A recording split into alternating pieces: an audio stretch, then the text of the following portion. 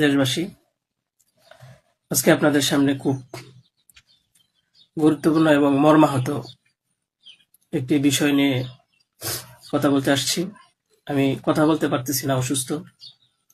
তারপরেও যদি কিছু না বলি তাহলে আপনারা হয়তো আমাকে সন্দেহ করতে পারেন। তাই আমি আমার কিছু কথা আপনাদের সাথে শেয়ার করার প্রয়োজন মনে করলাম।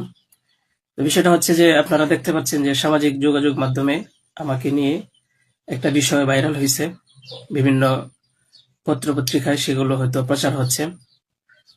তো আমি আপনাদের বলবো যে এই বিষয়টার সাথে, যে বিষয়টা মেঘলা নামক একটা মেয়ে এবং আমার ছবি দিয়ে যে একটা অপপ্রচার করা হচ্ছে, অপবাদ রটানো হচ্ছে, এটার সাথে আমি কোনোভাবেই সম্পৃক্ত না।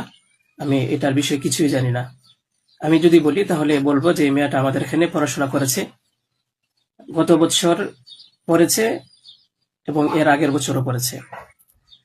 তো এর আগের বছর পূর্ণ বছর পড়াশোনা করার পরে সে আমাদের মাদ্রাসা থেকে চলে যায়।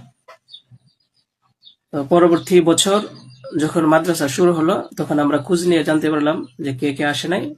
তো যারা যারা আসছে না তাদের মধ্যে সেও একজন ছিল, যে সে এখান থেকে চলে গেছে অন্য কোথাও। তো খবর নিয়ে জানতে পারলাম সে ঢাকা চলে গেছে, তারা বাবা মার সাথে থাকে। বাবা মা সৎ বাবা, এবং মা অন্য কোথাও আগে বিয়ে বসছিল। তো বর্তমান যে বাবা আছে মেঘলা, তার মেয়ে না, বরং আগের বাবার মেয়ে সে। তো সে যখন ঢাকায় চলে গেল আমরা শুনলাম, তখন আমরা কিছু বলি নাই, ঠিক আছে, ঢাকায় তো পড়াশোনা বেশি হয়, তাহলে পড়ুক। আমরা আমাদের ক্লাস শুরু করে দিলাম। কিছুদিন যাওয়ার পরে দেখলাম আবার এই মেয়েটা আমাদের মাদ্রাসায় আসছে। তো আসার পরে জিজ্ঞাসা করা হলো যে কেন, কি অবস্থা, কোথা থেকে আসছো? সে বললো যে ঢাকায় চলে গেছিলাম, এখন নানা ভাই জোর করে নিয়ে আসছে আমারে। আমি আসতে চাইছিলাম না, আমাকে জোর করে নিয়ে আসছে নানা ভাই।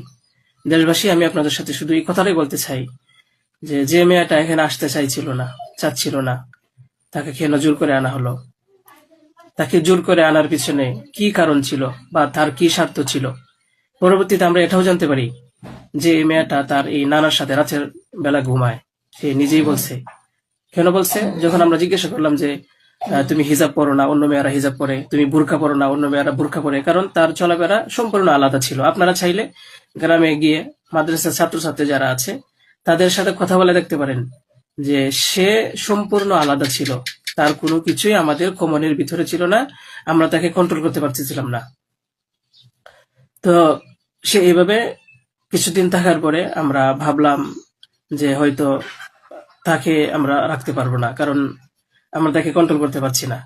হয়তো মেয়েটা অন্য কোথাও গিয়ে যদি কন্ট্রোলে থাকতে পারে, পড়াশোনা করে, তাহলে এটা তার জন্য ভালো। তাই আমরা তার গার্জেনের কাছে বললাম, তার মাকে আমরা বুঝাইয়া বললাম।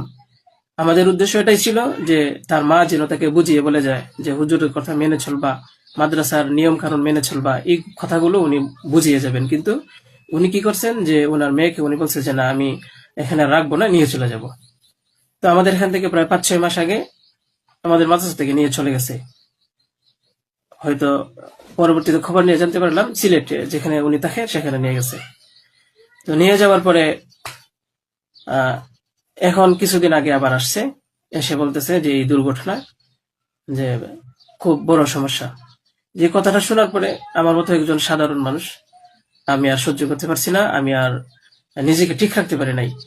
আমি একেবারে অসুস্থ হয়ে পড়ছি। কারণ আপনারা হয়তো জানেন যে অনেকেই, আমার ফ্যামিলি আছে, আমার বাচ্চা আছে, আমার বিবি সাহেব আছে, আমার আত্মীয় স্বজন আছে। আপনারা বলুন তো, আমার নামে যে বিষয়টা প্রচার হচ্ছে, এটা আমার ফ্যামিলির লোকেরা দেখে আমাকে কি বলছে, কি ভাবছে? আপনারা সঠিক তদন্ত করুন। আমি কখনোই দেশের আইনের প্রতি অবাধ্য না, আমি শ্রদ্ধাশীল। দেশের আইন আছে, সে আইন সঠিক অপরাধী যে তাকে খুঁজে বের করবে। আপনারা অপরাধী খুঁজে বের করার আগেই যদি আমাকে অপরাধী বানিয়ে ফেলেন, তাহলে তো আসল অপরাধী পার পেয়ে যাবে, আসল অপরাধী তো ছাড়া পেয়ে যাবে। আপনাদের কাছে আমি অনুরোধ করে বলি, আপনারা আহ, আসল অপরাধীকে খুঁজে বের করুন। টেস্ট করা হোক যে আসলেই এ বাচ্চা বাবাকে। আপনারা আমাকে টেক দিচ্ছেন, বিভিন্ন পত্রপত্রিকায়, টেলিভিশনে বলা হচ্ছে। আমি আপনাদের কাছে শুধু এই কথাগুলোই বলবো যে আল্লাহ তাআলার বিচারের উপরে যদি শ্রদ্ধাশীল থাকেন, এই বিশ্বাস করেন, তাহলে আমাকে নিয়ে আর এরকম কাজ করবেন না। আপনারা সঠিক তদন্ত করে সঠিক অপরাধীকে খুঁজে বের করুন। আমি আপনাদের সামনে আর কথা বলতে পারতেছি না। আপনারা সবাই ভালো থাকবেন, ইনশাল্লাহ পরবর্তীতে আরো কথা হবে ইনশাল্লাহ। আসসালামু আলাইকুম রহমতুল্লাহ।